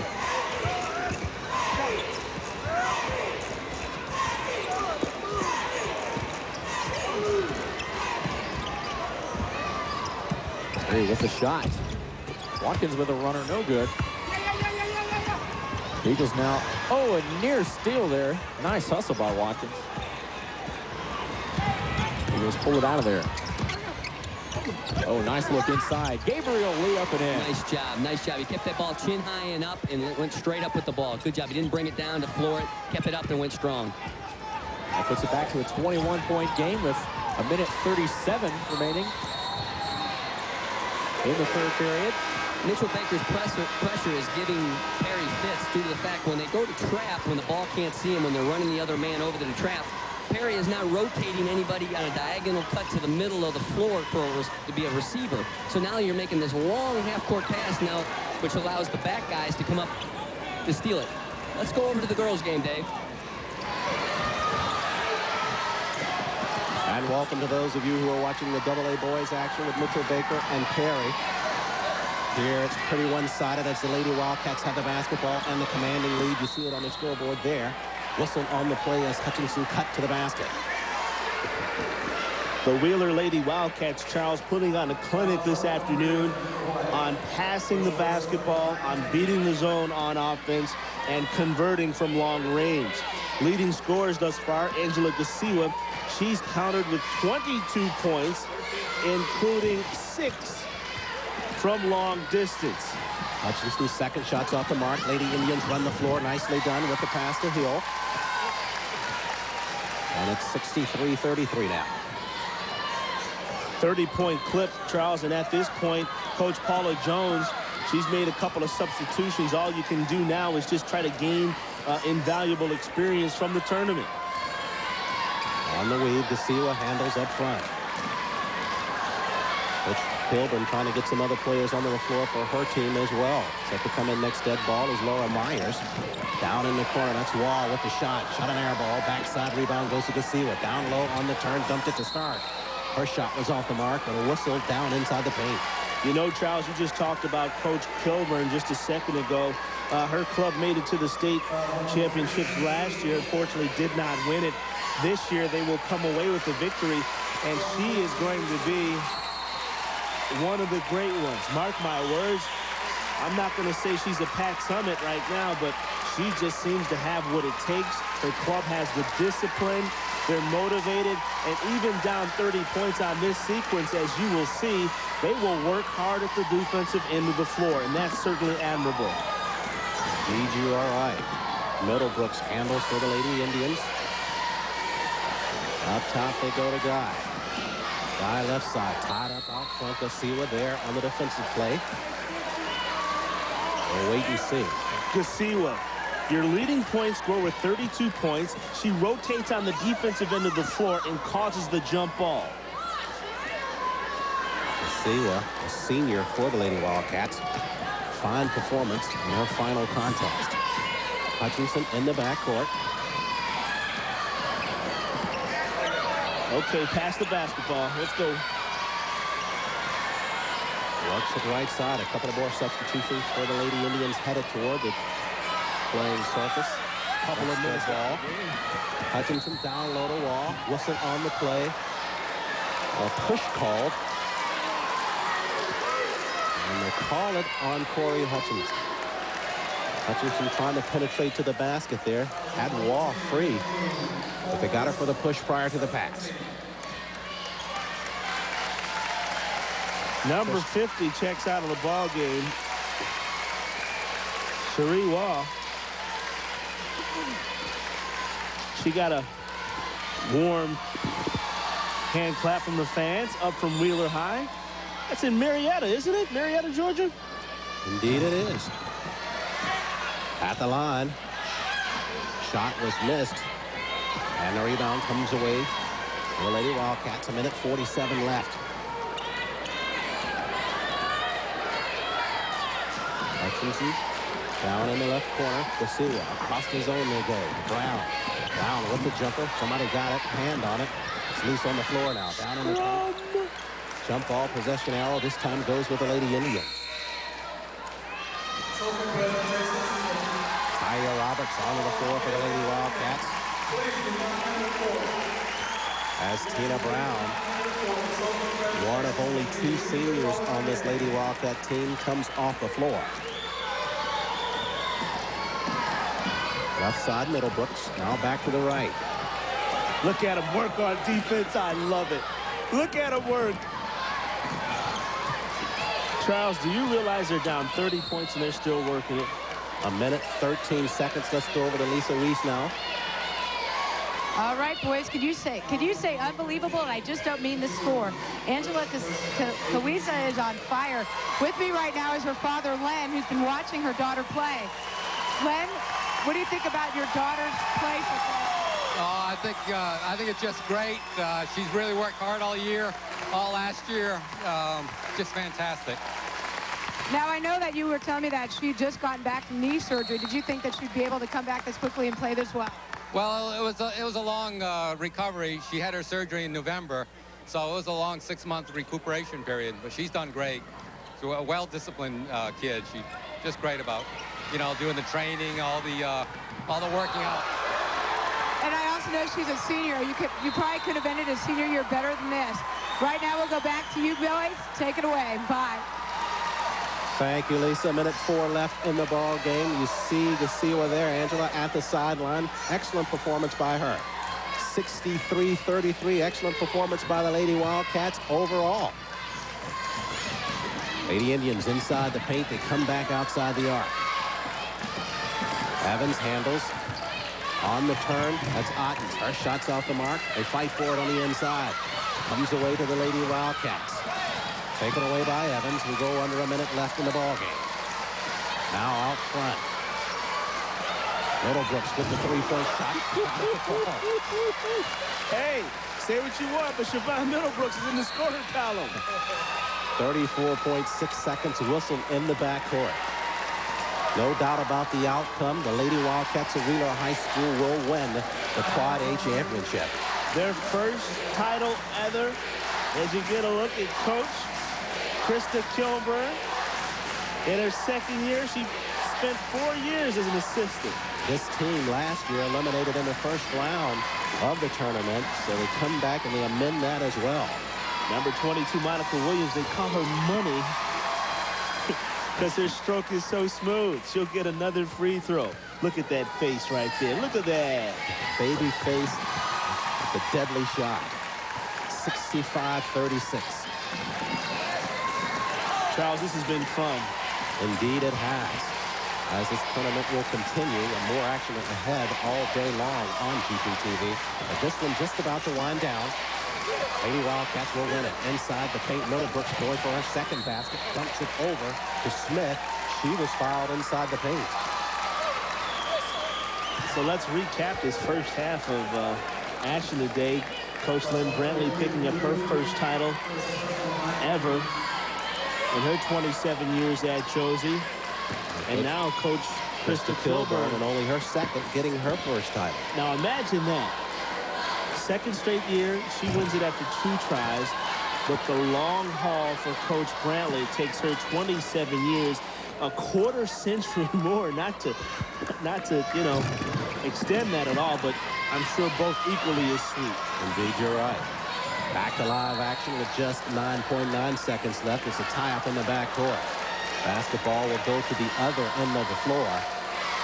They call the foul on Veronica Smith for the Lady Indians. And while we got a break in the action to the other side of the floor, I just want to say it's been a real pleasure working with you and all the rest of the folks at GPTV. So we're going to step aside after this one and let some other senior play-by-play and color analysts handle the second half of ladies action this afternoon. Well, I'll tell you what's nice about this effort. It all started back during football season when we had the marathon of games covering the single A, double A, triple, and quad. And it's just been an incredible experience, and I'm glad we got it together. Back the other way to play out the final seconds. This one's going to be tapped out of bounds with 2.6 left in the contest. 67-36. This will be the last play. They dump it on the inside, the Ottens. And there you hear the buzzer here in the Macon Convention Center. Final score, 67-36. With that score, Lady Wildcats are crowned Quad A state champions for the state of Georgia. They are indeed champions. Our hats off to Coach Krista Kilburn and her Lady Wildcats. First ever championship title for Wheeler, and they deserve it. They win, and they win big by 31. At the end, we'll take it over to Lisa Weiss now, who's standing by with winning Coach Krista Kilburn. Lisa. Gentlemen, now, Krista, you started the season 3-6, ended up winning 19 of your last 21. Did you ever think this was going to happen?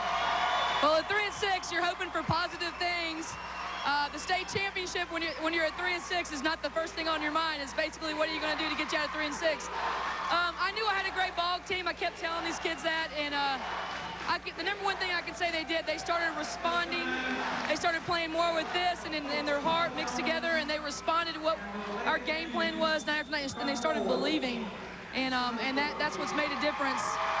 First state championship in the school's history ever, and Wheeler has a very big history. Tonight there are tons of faculty, people who have been at Wheeler for 30 years that are here representing the school, people that don't have any children at Wheeler. There's a lot of tradition there, and we're very proud to bring home the championship. First time in the school's history.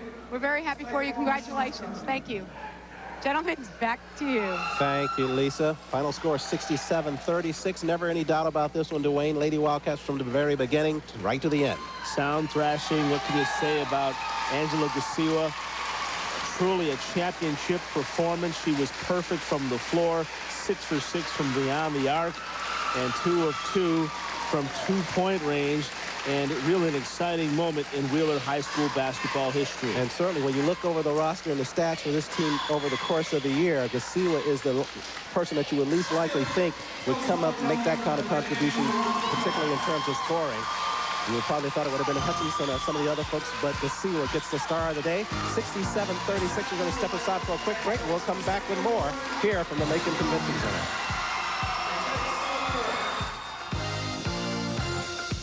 Major funding for the Georgia High School Association Basketball Championships is provided by Lowe's Home Improvement Warehouse, because Lowe's knows the importance of supporting student athletes across the state of Georgia as they pursue excellence in the classroom and on the playing court.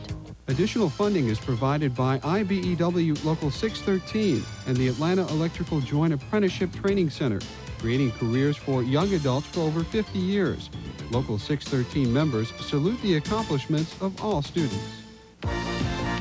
And by Gatorade Thirst Quencher, because at Gatorade we recognize the hard work and dedication to excellence demonstrated by the schools, communities, and student athletes throughout Georgia participating in these championships. You're watching Georgia Public Television, part of the Georgia Public Broadcasting family of services, including GPTV, Peach State Public Radio, and Peach Star Education Services. Georgia Public Broadcasting, a resource for Georgia's future.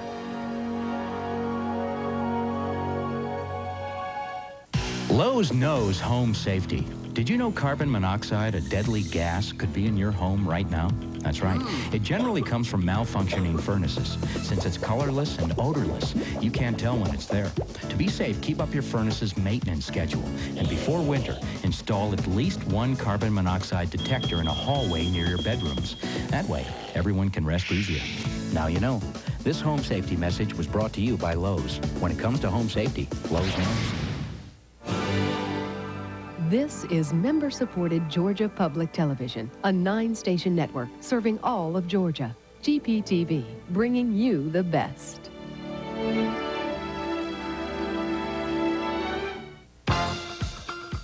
You're watching the GHSA Basketball Championships on GPTV.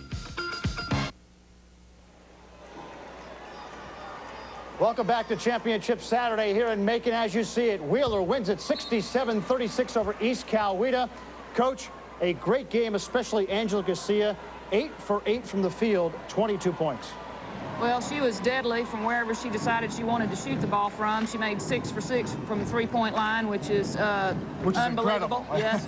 Kindred also had a great game for him, and Hutchinson, once again, she didn't score a lot of points, but she controlled the tempo and didn't turn the ball over, and that was the key to the ball game. They played well on both ends of the floor. As we said, Wheeler the winner, 67-36. Let's go downstairs now, and Lisa Weiss. Lisa. All right, thank you very much. With me is Angela Gasiwa. She had 22 points. She had 6 3 three-pointer. How do you feel? It's incredible. Oh my God, that's all I could wish for. I mean, after last year not playing and watching them win region, and this year we won region and we won state, oh my God, I just can't explain it. It's just like I'm shaking. It's awesome. So now you're the only senior starter. Does that put more pressure on you as far as being a leader?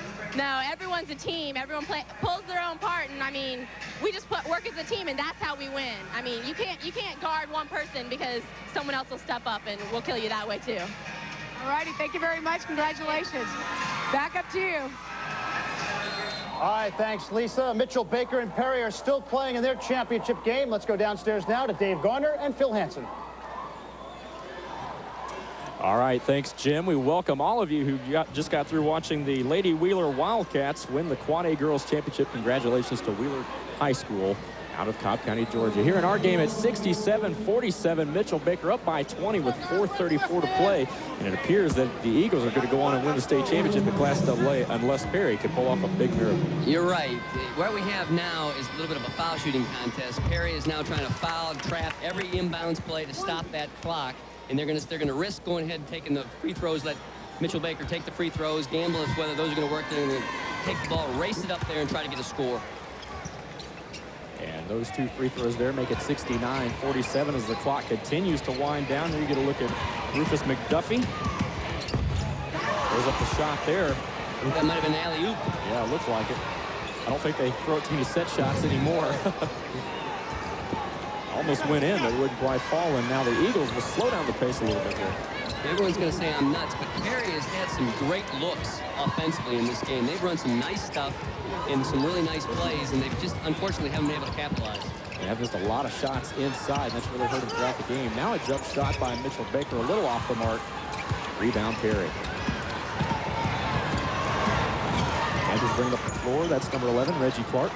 Now Watkins for a big shot off the mark. That shot would have drew rain. That thing was thrown up high in the air. And a nice save there by Watkins. He throws it off the Mitchell Baker player. Heady play. He knew he couldn't save it to one of his teammates, so he threw it off the next guy closest to him, which happened to be a Mitchell Baker player. And a player substitution in the ballgame. Number 31, Kenyatta Wimberly back in for Mitchell Baker. It was a nice pass by Thomas. He's had a nice game today. Even in they're down 20, he's had a nice game. Shot falls a little short for Larry Thompson. Taken out of there, but it will be controlled by the Eagles. Willie McIntyre up top. Perry's just been unable to contain the dribbler here in this game. And now Mitchell Baker's been able to drive and penetrate and then dish inside or dish to a shooter on the backside. A great job there. Uses the handle. Now Watkins with it. Gonna lay it up. That's an excellent play. That is just an excellent all-out effort by Watkins. Made the defensive stop right here. Stopped the man, stole the ball. Let's look at that again on TV. Here he is. He stayed low, stayed lower than his opponent's shoulder. And here he goes. He steals the ball, takes it to the rack, never quitting, going strong, keeps his head up. I love that play. That kid is a gutty play. We get to see it one more time. Oh, the guys in the truck are helping me to death. Here we go. We get the steal. We come in here hard. We avoid the contact there. We're going to take it right strong to the rack again. Keeps his head on the goal, watches it go through the net, and the nice follow by DeNorris. This Perry team, I really enjoyed watching these guys play. They've done an outstanding job. I was able to see them a couple times this year, and this is how they play. They never quit. They hang in there, and they just get after it. Yeah, you really do have to like their effort. Despite being down by 20, they're still fighting and still trying, and especially Johnny Watkins with that last basket, showing that he was definitely a true champion. And then on the other side, of course, Mitchell Baker, not necessarily letting up either. They're wanting to make a statement as the AA champions. And they just have so much firepower. They come at you in waves. You sit there, you try to wear them down a little bit, and they sub again with 3 more fellas, and then they look like the same guy they just took out. And it's a grind. And you talked about the depth of Mitchell Baker being another thing, too. They can easily, just like you said, kind of like a Duke or whatever, they bring one guy off the floor and another guy comes right in and looks just like him. It's a wonderful luxury to have. Watkins puts down that free throw attempt. Here's the all-out press. They're going to try to reach for a foul. Good job by kicking it out ahead. You kind of want to stay one pass ahead of the law here and not let anybody get towards you in a trapping area. They got to come to the ball. There you go. Don't jump the pass, young man. There's nowhere to go if the guy moves. You're coming down. And we've got a foul on 21, Dante Holmes. Still a 19-point lead for Mitchell Baker with just under 3 minutes remaining in the ball game. Now we're going to the foul line, and again, now we're going to have a little bit of a foul shot contest. That's Larry Thompson standing at the line, the 6'3" junior. He's got a solid ball game as well. I believe Dante Holmes is fouled out of the game. They'll replace him with Ricardo Jackson. Perry has a nice perimeter game. They can take, there again, they can sub and bring one guy in and one guy out, and their consistency stays the same. There you get a look at Larry Thompson. 7 points tonight with 3 assists. He's averaging 10 points this year for the Eagles throughout the season. He made a big-time 3 in the first half that really, I believe, got Mitchell Baker off to the races. Got the crowd into it, too, which was very important. Should be a 2-shot foul, yeah, since we have 10. And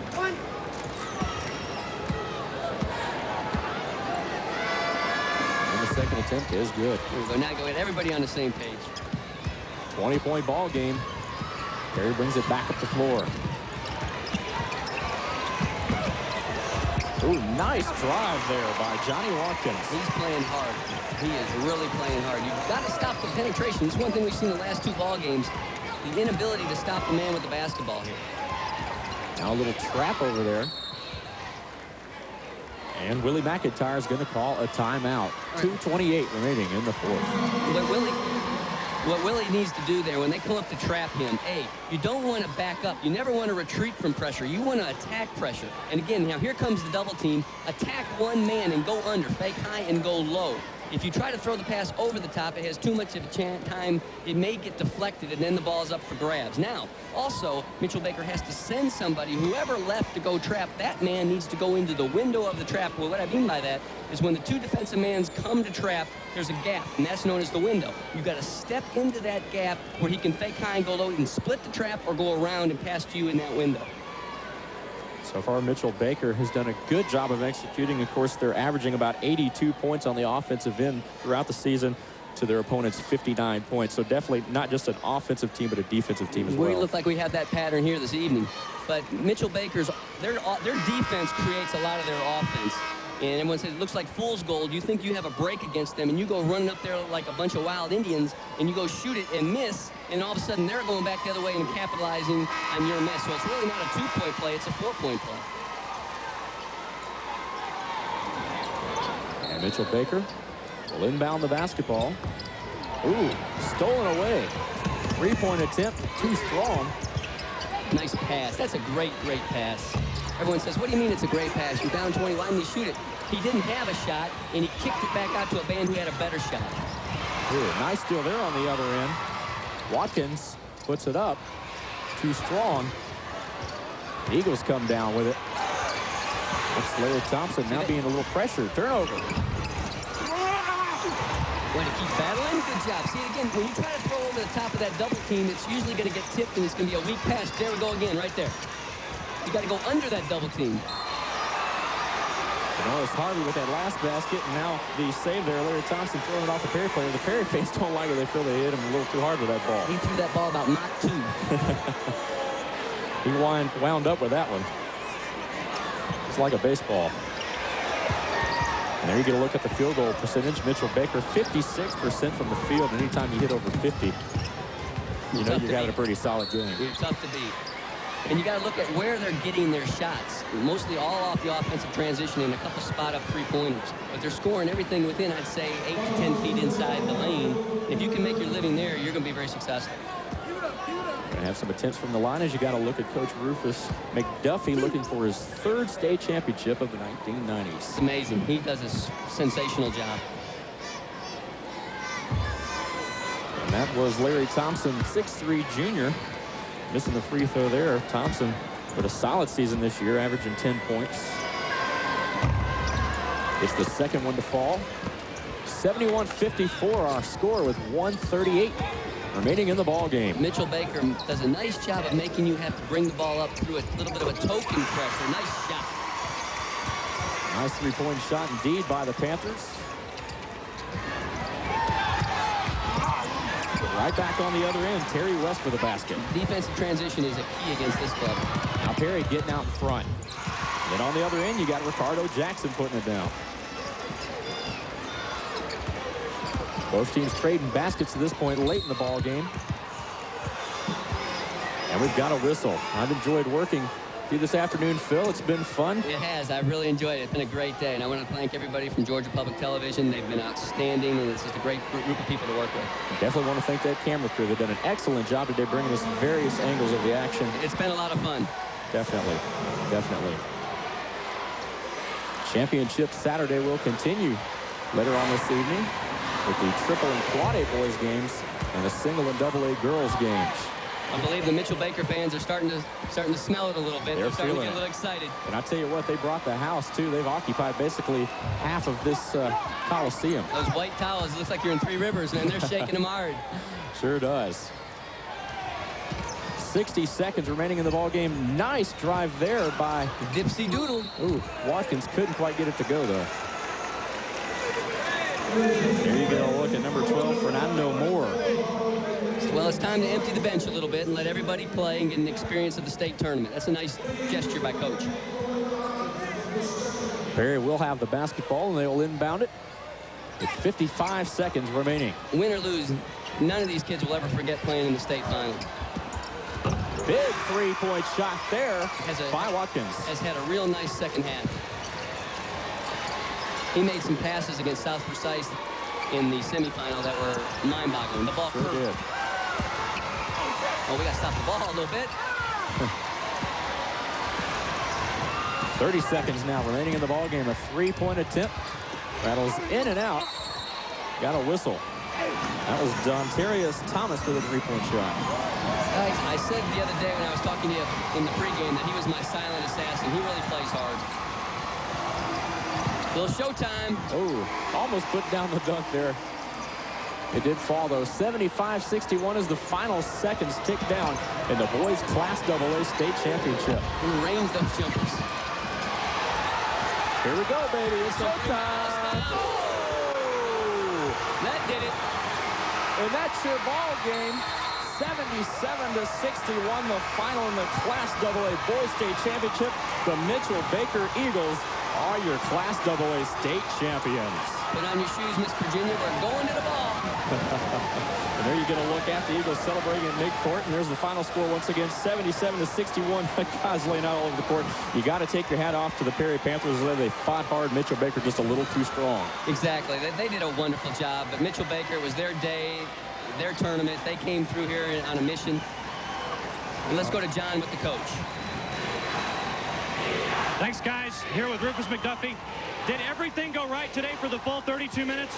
Not quite. We made some mistakes, and we can play a little better. We played pretty well, though. Our press hurt them more than I thought it would. I felt like it would hurt them some, but not as much as it did. Okay, championship 91, championship 92, championship here in 98. Where does this rank? Well, it's nice, but we're still mad because we should have won one last year for Jermaine and those other seniors. Now, let me ask you, what does this mean to everybody back in Camilla to have a championship? Looks like pretty much the whole town is here anyway, but what does it mean? Yeah, well, in Camilla, they got where they expect championships. So we're real proud, and we'll be looking to try to do it again next year. Okay, thanks a lot. Congratulations. I'm going to see if I can pick up one of those hats that they were handing out to the coaching staff on the bench. Look at that. You ask and you shall receive. Championship, Class AA, Mitchell Baker. Back to you guys. All right, thanks, John. That was Coach Rufus McDuffie with his third championship of the 90s. I tell you what, he was thinking about last year. He didn't even seem happy with the one this year. He really wanted it last year. Well, let's go up to Jim, and this has been an outstanding ball game. Jim? All right, thanks a lot, guys. Great game. 77-61 the final. Mitchell Baker. Coach, you said it was going to be one of the best games of the day.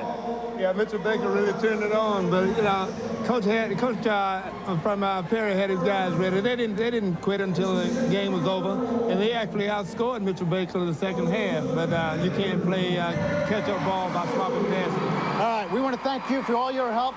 Here's what's coming up tonight on GPTV. The cheerleading championships will begin everything at 6 p.m. from 6 p.m. to 6:30. Then at 6:30, you got these games coming up. Holy Innocents against Putnam County, the girls' single-A game, and then the boys' triple-A game, Rome against Westover.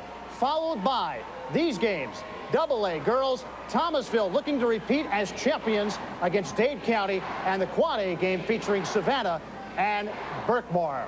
So that's going to be the lineup for tonight. We want to thank everybody for participating in our broadcast. Coach Cleveland Stroud, Coach Hazel Hall, we thank you for everything. I also want to thank the announcers for today's game, Dave Garner, Phil Hansen, Charles Ward, Dwayne Walker, Lisa Weiss, and John Nelson. We thank you for tuning in to Championship Saturday. This has been a presentation of GPTV, recognized around the state as the emerging leader in high school sports television. We'll see you in about 90 minutes from Macon.